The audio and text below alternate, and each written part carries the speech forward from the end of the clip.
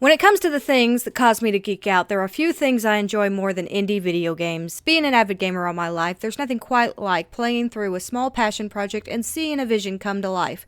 Sure, they may have some rough edges, or be quite simple when compared to AAA titles that have development teams of 200, but dang it, if they don't make up for their shortcomings with a lot of heart. My love for indie gaming started nearly 10 years ago when I bought my first bundle of indie games, the glorious Humble Indie Bundle 3. That's right, I spent $15 on 12 games, and from there it was only a matter of time before my addiction grew. Since then, I've obtained a pretty healthy collection of indie games, 577 according to Steam, and I'm ashamed to say there's a lot of those that I haven't played yet. So in an attempt to show these games some love, I decided to start this series. Each episode will feature 5 indie games that I've played recently.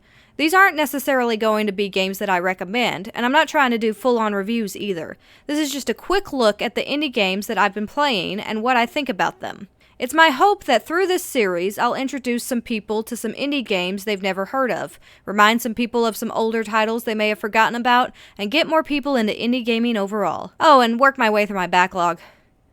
That'd be nice.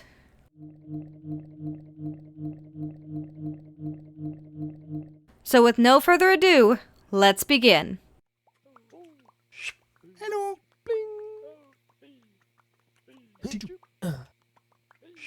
Bling.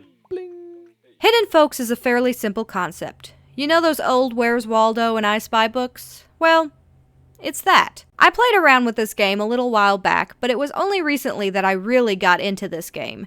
It's a formula we are all familiar with, but it's just so dang expertly crafted.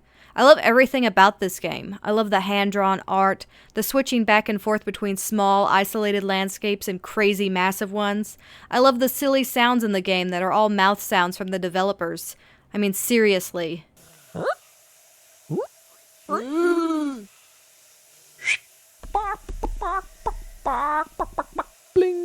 They are delightful. The game does a nice job of giving hints to where to find each target and allows you to progress without having found them all, so there's little risk of you being stuck trying to find one thing forever.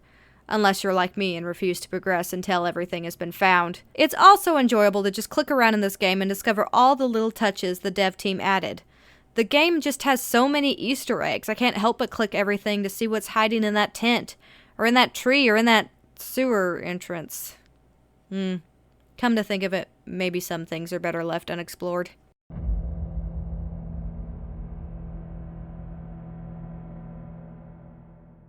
We Went Back is a free-to-play horror time loop set on a space station.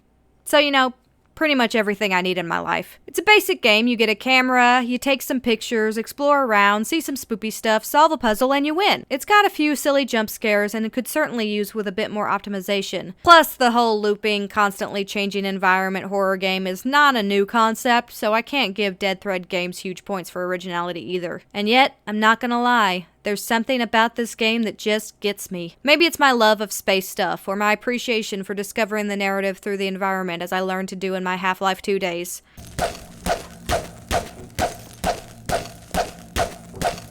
Maybe it's the fact that this game has a few genuinely creepy moments that just delight me to no end.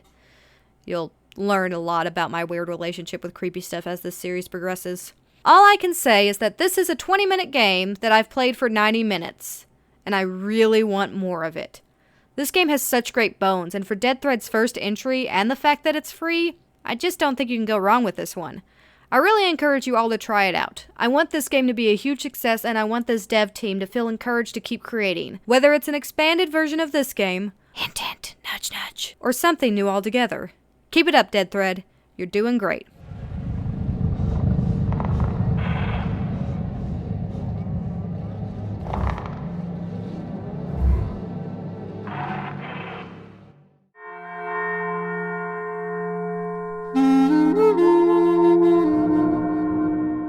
Tiny Echo is a point-and-click game featuring a cute little eyeball named Emmy who delivers mail. It's a pretty basic point-and-click, there's no combining items or even an inventory for that matter. Mostly it's just interacting with the environment to open up pathways and solve puzzles required to deliver the 13 letters. However, what it lacks in complexity, it makes up for in charm. It's not supposed to be a head-scratching puzzle game. It's slow-paced, it's meditative. Heck, your character has a habit of falling asleep, so you know, not really high-octane gameplay. I really enjoy the art style, which kind of reminds me of a collage, and seems to be a style Might and Delight use often, so I have that to look forward to as I own a few of their other games. However, my favorite part of this game was visiting with the locals, whether it's helping them start a fire, joining them for tea, or simply sitting and crying with them. It really felt like a lived-in world, with everyone just going about their daily lives, doing their chores, enjoying their hobbies. It's a sweet little game that made me smile. Plus, you get to play as a cute eyeball.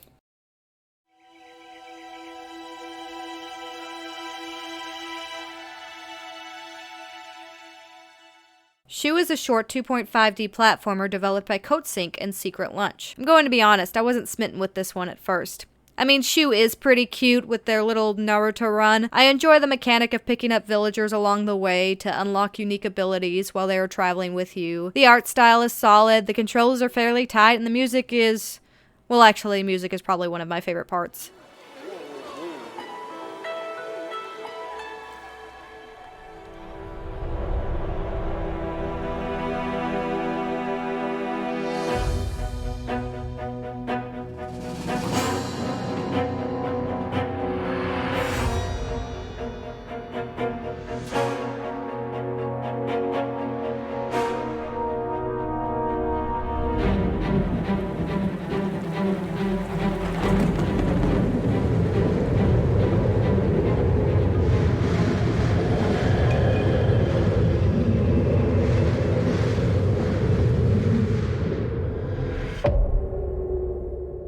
All in all, I thought it was just going to be a pretty serviceable platformer, but the game surprised me in the end. All those good and serviceable aspects of the game came together to make one heck of a final stage. The final stage was near perfect for me. There is one section that I died to more times than I'd like to admit, but the rest of the stage was so incredibly fun that I had forgotten all about that section until I started working on this video. The entire final stage is a chase sequence in which you rotate through the different villagers as you progress. This means that you have to keep up the pace to not get destroyed by the storm, while you also have to think quickly to remember how each villager's abilities worked. The number of near misses I had in this section brought me such elation. I was just amazed at how well the game had prepared me for this final stage, and how all its mechanics and level design came together so tightly in this last sequence. Shu may not be the best platformer I've ever played, but for me, it was worth the playthrough. I'm aware your mileage may vary, but if you're interested and have a couple 3 hours to kill, I'd say give it a go.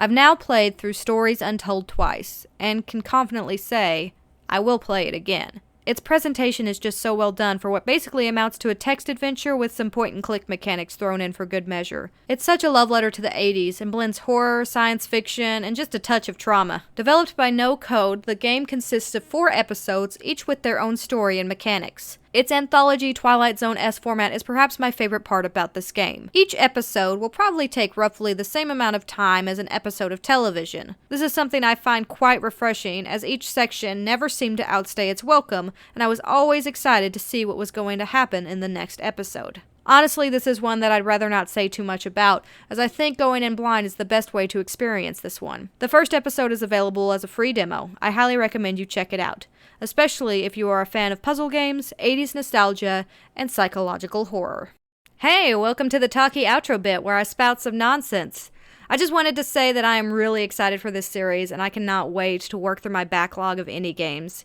If you know of an indie game you'd like me to check out, please leave a comment below. Also, if you could share this video with a friend, that would be super awesome.